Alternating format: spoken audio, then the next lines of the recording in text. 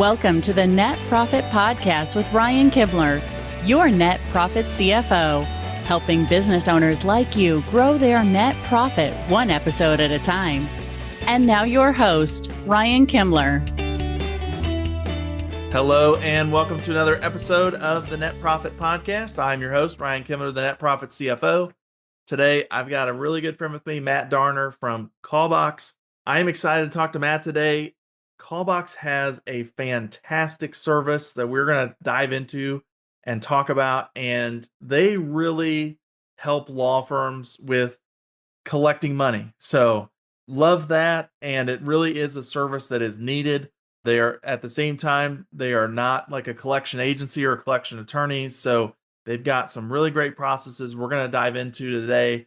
Highly recommend. Tune in, turn it up, and you might need to listen to this more than once. But Matt, thank you for joining me and coming to the show. I appreciate it, Ryan. It's a pleasure. So tell us a little bit, give us a little bit of a background, what CollBox does, what it looks like, how you guys got to where you are today. I kind of know where you're at, but give my audience a little bit about you and kind of how you got to where you are today. Right? How did someone end up running a company in accounts receivable for law firms, right? Like what series of twists and turns led someone to think that that was a good idea, right? No, Yeah. yeah, interesting story. Let's see, the abbreviated version, I think the easiest way to think about it is no one goes to law school to be a bill collector, right? There's so many pieces, as you and your audience know, of running the business of law rather than just the practice of law, right? And one of them that no one really wants to talk about is collecting money, right? Collecting your fees. We're doing great legal work. We're working our butts off to do that, hopefully tracking our time, getting our bills out, on a fairly predictable rate. And then comes the really big one, which no one wants to address, is chasing those bills. And so the quick version of what we do is we plug right into your systems and processes and we take over all the past due bill follow up. And that includes phone calls from North American, native English speaking, trained accounts receivable professionals that we've hired. And then there's sort of a tech arm where we integrate with the practice management systems like Clio, Smokeball, MyCase, and accounting systems beyond that, like QuickBooks. And really, with all this automation we've built, plus the human team, we've really been able to fractionalize those experts who are great at making the calls, maintaining and protecting the client relationship, and bringing the cost just way down. Because I know you know this, we've talked about it. 95+% of law firms don't have 40 hours a week of collections work internally. And the going rate for a great accounts receivable clerk is 50, 60 grand a year plus benefits, hiring, managing, all that goes with it.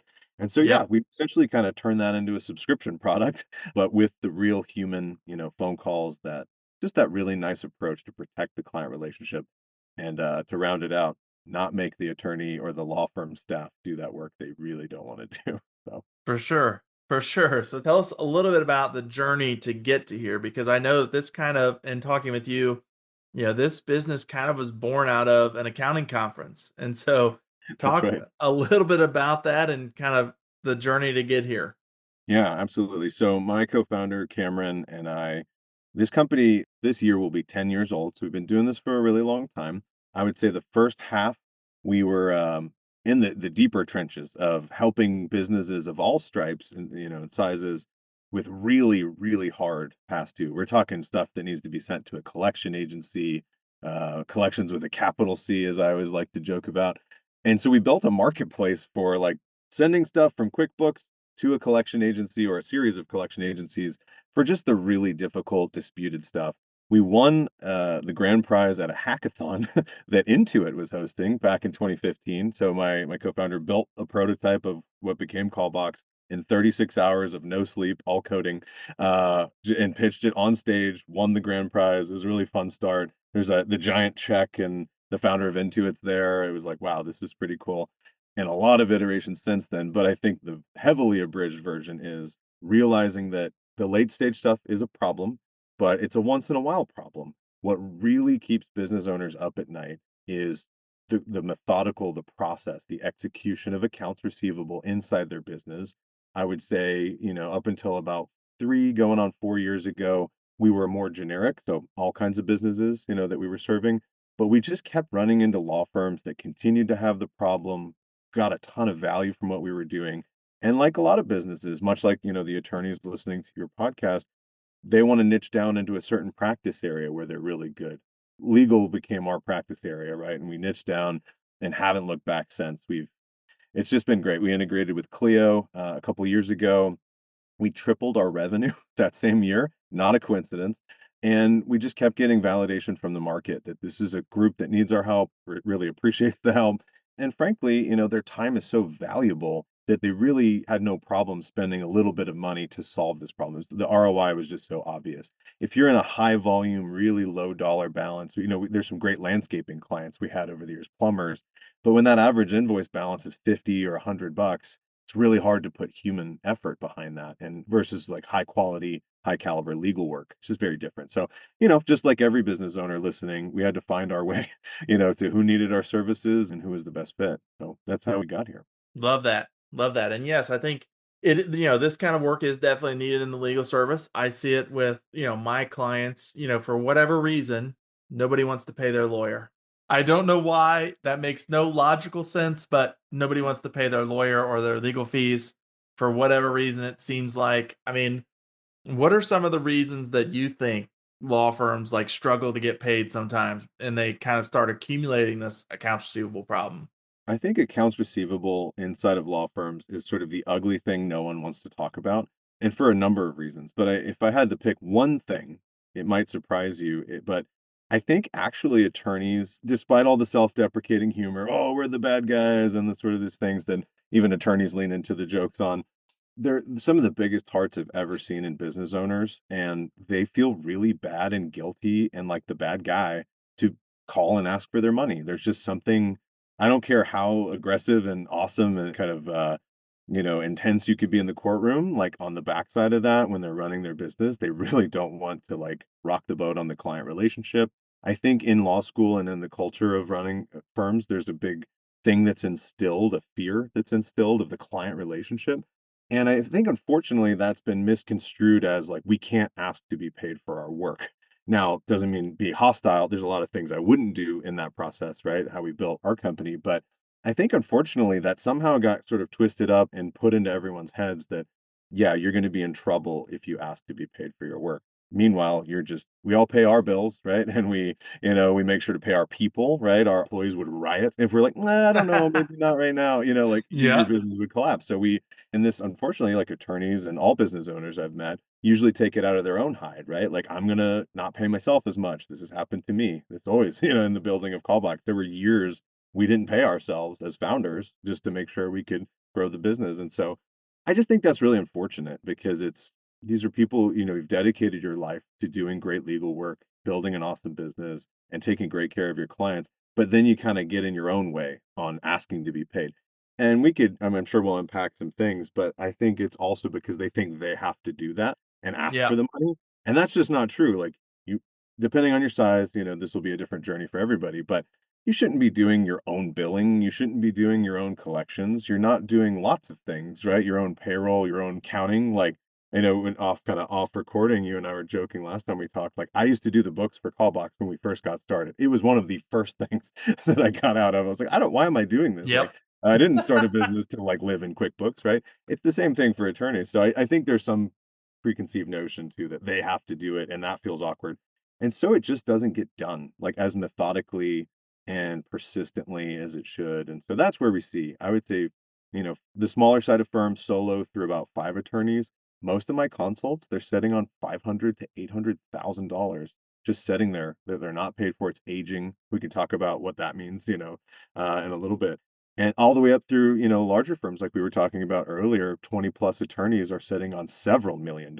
It's all a percentage of it scales, up Yep. with your revenue. And there's some of that's to be expected, but there's also just a percentage where it's out of control, right? Yep. So I want to kind of dive into and give you the opportunity to share about your guys' process, what it looks like to work with you, because I think, again, you guys are really different compared to a collections agency, right? You're really calling and really representing as part of the team of the law firms that you guys are working with, which I think makes things really different.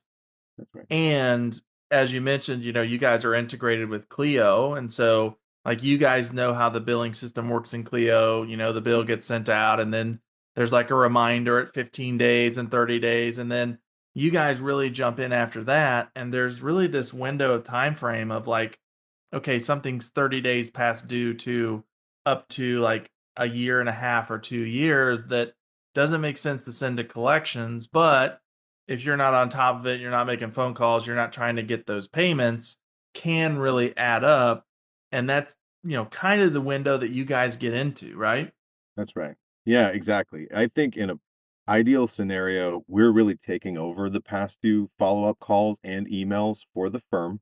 We'll bubble up important things. There are things that are like I like to say are above our pay grade, right? Yep. Especially at the price point we come in at. That's true. But like hard disputes. I'm not paying. I'm angry. that involves someone inside the firm to kind of triage that. But there's so much just process that makes such a big difference on time to get paid, amount, overall collection rate that firms just don't do because again, there's no one in the firm that's really that thrilled to be doing this. Like it's so Yep. interesting. If you're an attorney, your time is literally the most valuable in the building. So absolutely not. No attorney should be doing this work whatsoever. It's a utilization crisis, right? I think that's true for any billable staff. You've got paralegals on who join, they want to learn how to practice of law. They're like think about why they joined your firm, right? Probably also not to be chasing bills. They might be Yeah. willing to do it because you're their boss, right? Like that's very different than I love this and I'm good at it and it like kind of wakes me up in the morning to get started. And so that's what really happens most of the time is either real if you're a true solo, you're doing it, of course, you're doing everything. Been there. But even if you've got a few support staff, they're not wired for it. And so And this then, process, yeah, and then side note, next place you try to put it on is your accountants. bingo. And And that's how secret, we transition to this. I know that this is how Yeah, you guys got started. Secretly, your that's true. accountant absolutely hates it, right? Yeah. You might pay them an hourly rate to do it. They absolutely hate it, right? And And then most they, now will finally say no, like as an industry, like yeah, most firms will just categorically deny it. Some solos will get roped in on it because they don't want to say no. It is the exact same psychology of how your paralegal or your firm administrator, and there are exceptions to this, of course. There's some who are just naturally gifted at that. Bless them, keep them. Maybe you don't need us. That's fantastic. But many overwhelmingly don't. And you're exactly right. It was our partners on the accounting side. We partner with a lot of accounting firms and they were like, "Guys, you got to build this thing because we hate this." Like that's like I said, we were kind of a different model. How we got into the do AR done for you, as I like to say, was yeah. accountants telling us, "Guys, please build this because we hate doing this." So it was a pretty organic journey, but yeah. So let's like brass tacks. Nothing that CollBox does can't be done by a law firm. It's just that it won't be, and it can't be done at the price point we offer it at. That's for sure because we do have technology and automation plus human.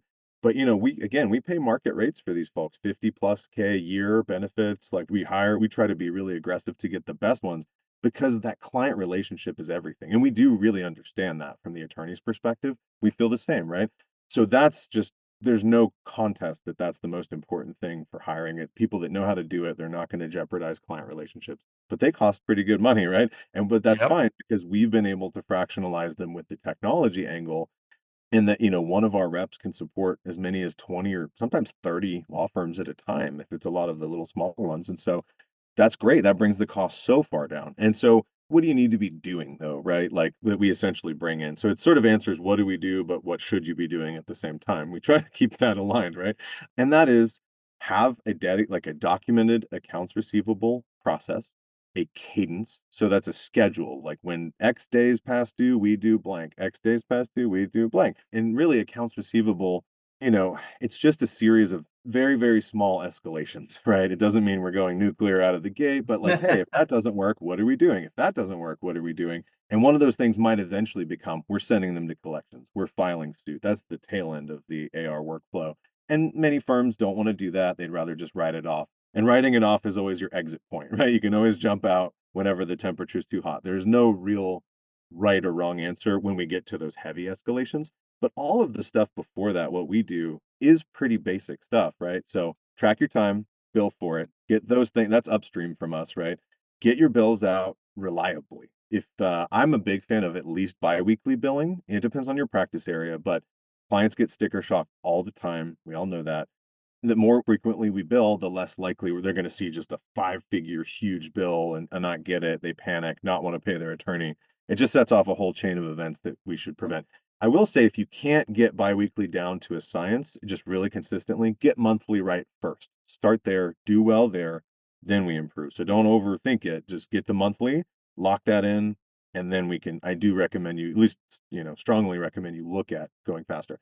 So then we do that, right? So that we've got the bill, we've done the work, we've asked to be paid by issuing the bill. Like that's sort of the initial chain, right?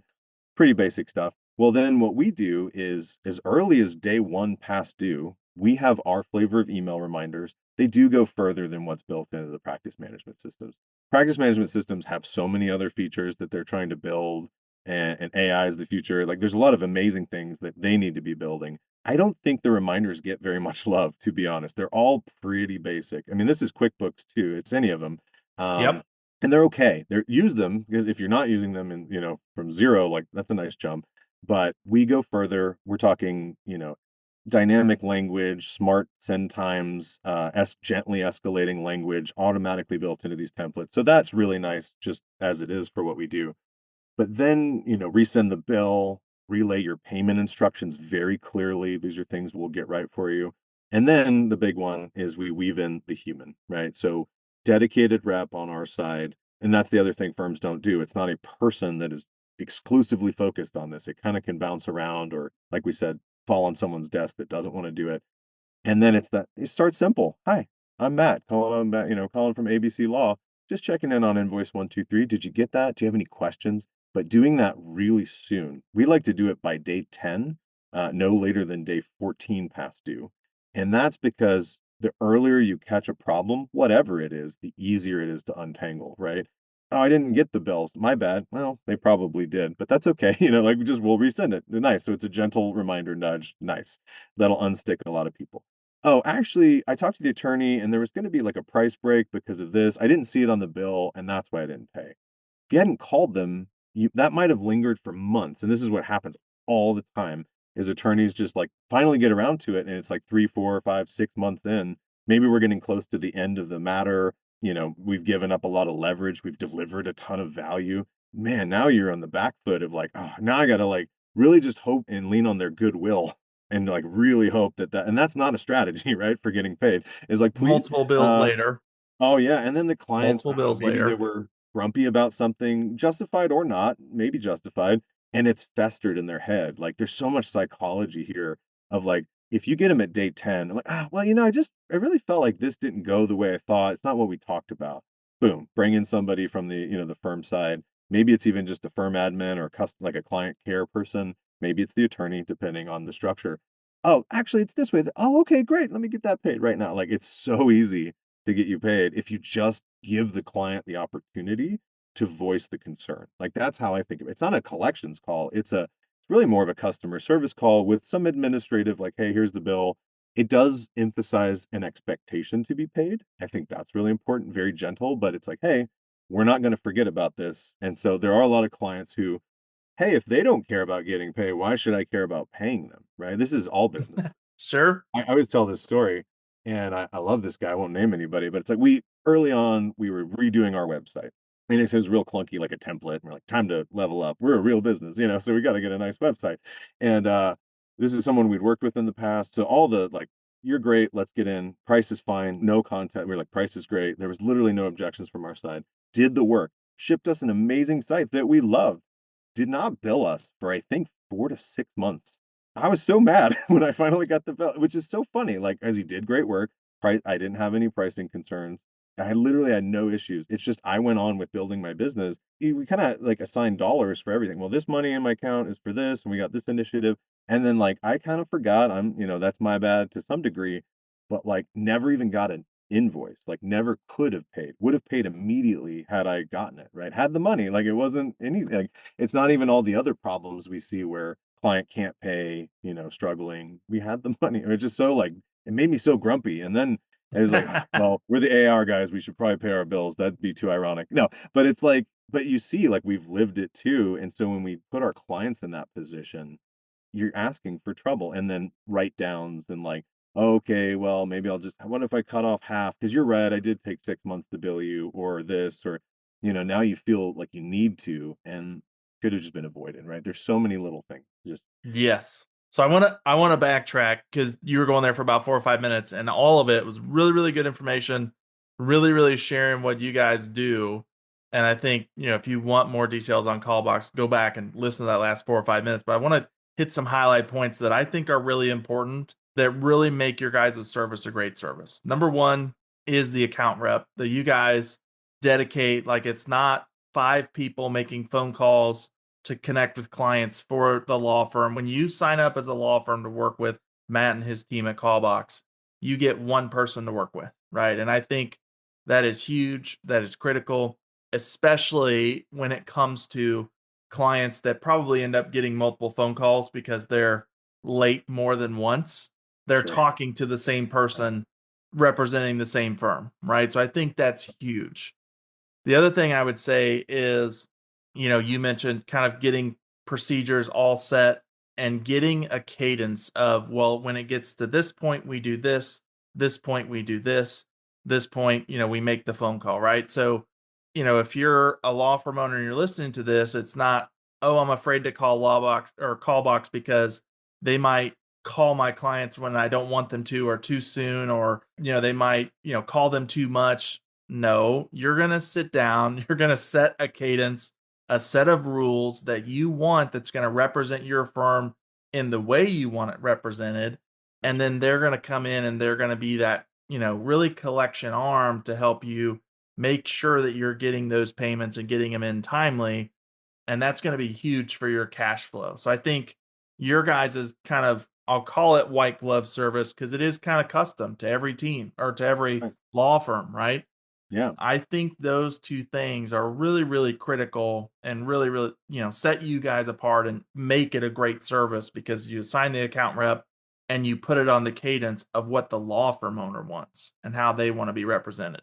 Well said. Yeah. And we decided really from the very beginning, we vet, hire, train everyone to our standards. We manage them. They're on the callbox team.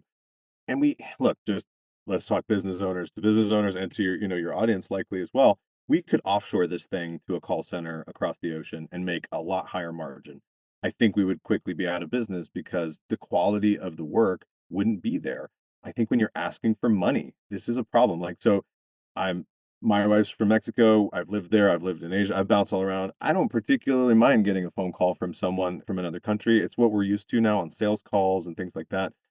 It was emphasized very strongly to us early on through advisors, early clients that, having someone that's a native English speaker, North American based, almost all of our teams in the US, we do have some reps in Mexico because we do offer immigration client services as well.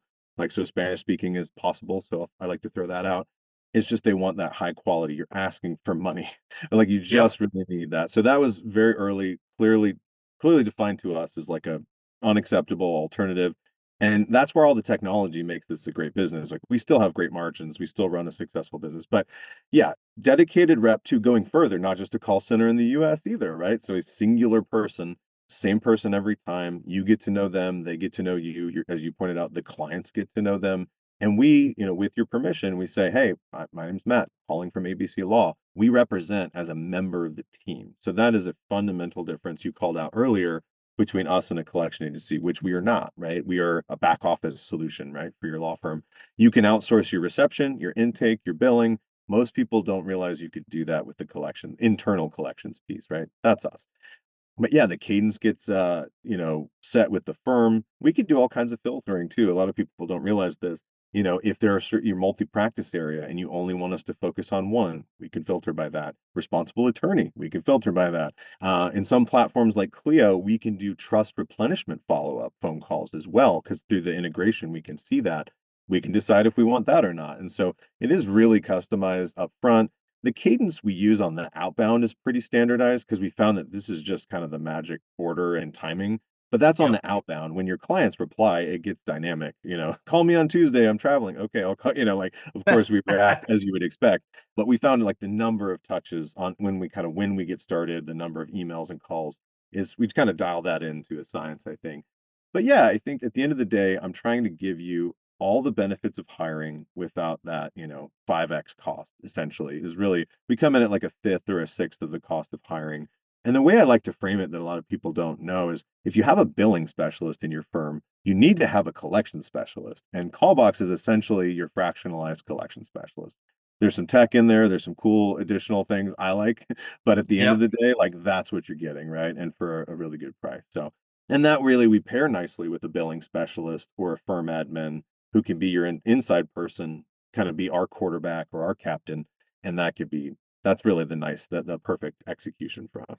Yes. And, so far, we've really been talking about, I know you guys have a recurring service, right? That's kind like you mentioned, kind of subscription based that, firms can start with you and then it's continued because you're always going to bill, right? That's And right. I think, the important thing for firm owners to understand is, you are kind of getting that fractional collection piece. It's not just about making sure that you have uncollectible accounts.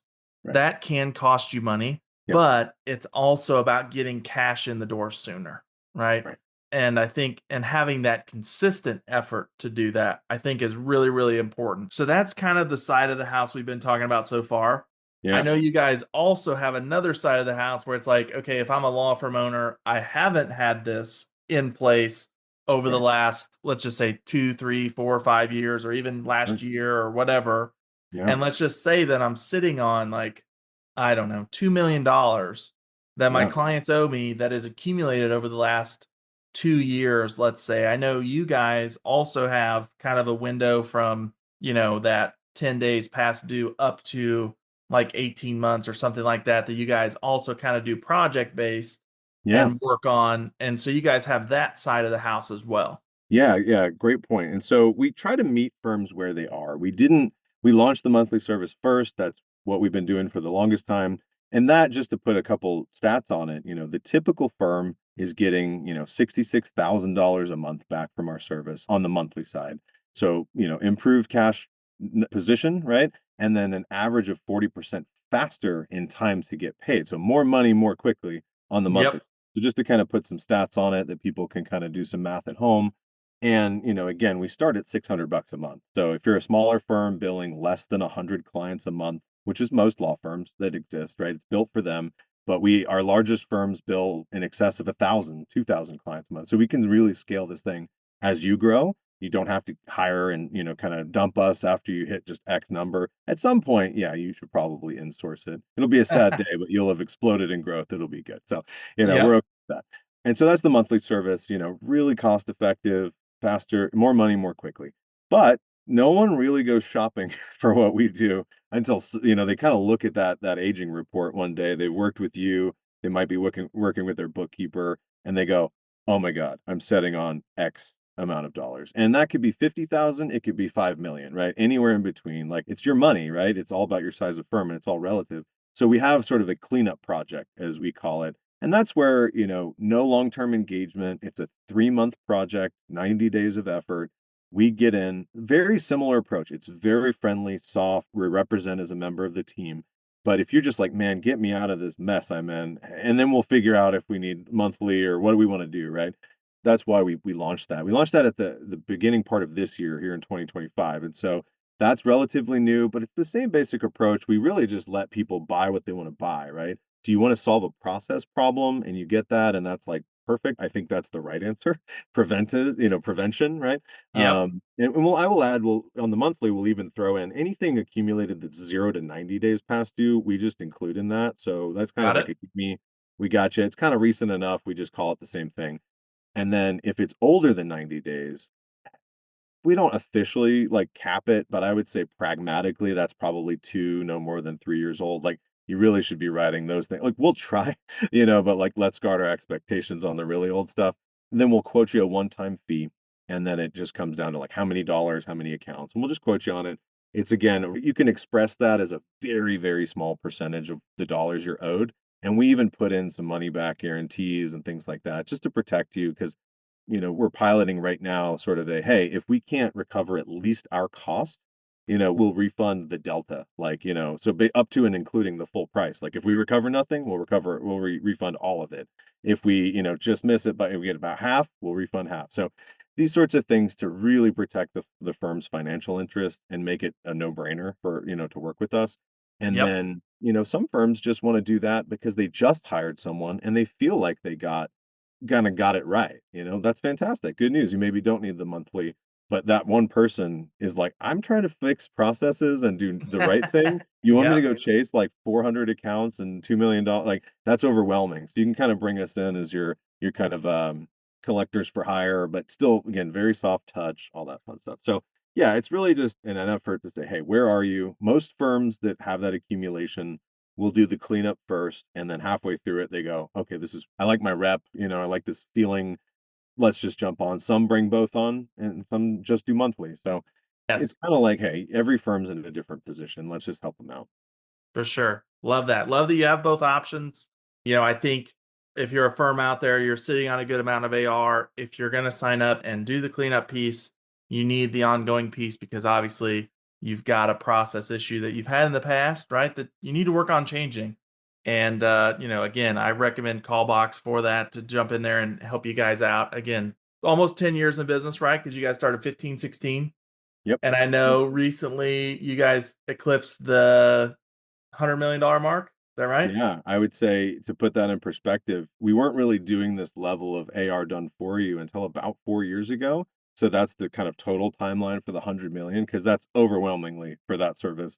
Yeah. Uh, we could talk another time with some drinks on running a business and pivoting, no, and Yeah. figuring things out. But yeah, and really that's backloaded to, our law firm clients in the last 2.5 years because we were kind of crunching these numbers. So depending on when you're checking this out, it was late July 25 that we hit that 100 million number, started doing some press on that. And we realized at that time, almost 40 million of that was just in the last 2 years, just for Clio using law firms, which we integrate with other platforms like Smokeball in my case and others. And I'm sure by the time anyone sees this, there'll be more. But Yeah. it's always a moving target on that. But just in such a short time, such a specific, slice, almost 40 million of that. And the thing I would love to like leave folks with is you're not alone. I really think the biggest reason that there aren't more of call boxes out there is like no one wants to talk about this. You feel sort of embarrassed that you have the problem, so no one wants to vocalize it. And so many firms have this problem. Like I'm not, it's like not throwing shade at anyone. It's really a problem in the profession. Like it's really inherent, in some ways to the way people are taught to run their firms or not taught, and that's okay. Like there's help out there, and I do Yep. a lot of education too. You can find me on LinkedIn, and I have like all these things I'll post and just free takeaways on cadence and all that fun stuff. So whether you work with us or not, I advise you to make the changes and start talking about it more because I want you to get paid for your work. Like you're already working hard, might as well feel good about it too. So Absolutely. Absolutely. Well, I think that's a great place to end it. Again, I encourage my audience, go back, listen to this a second time. I agree with Matt. There's a big need out there for what they're doing. And Matt, thank you so much for taking the time and coming on the show today. hey, my pleasure, Ryan. Thanks for having me. All right. Well, until next time, everybody, go accelerate your profits. See ya. Thank you for listening to the Net Profit Podcast with Ryan Kimler. Make sure to subscribe or follow the show on your favorite podcast app. Don't forget to check the show notes for our guest contact information and to connect with Ryan on his website, netprofitcfo.com.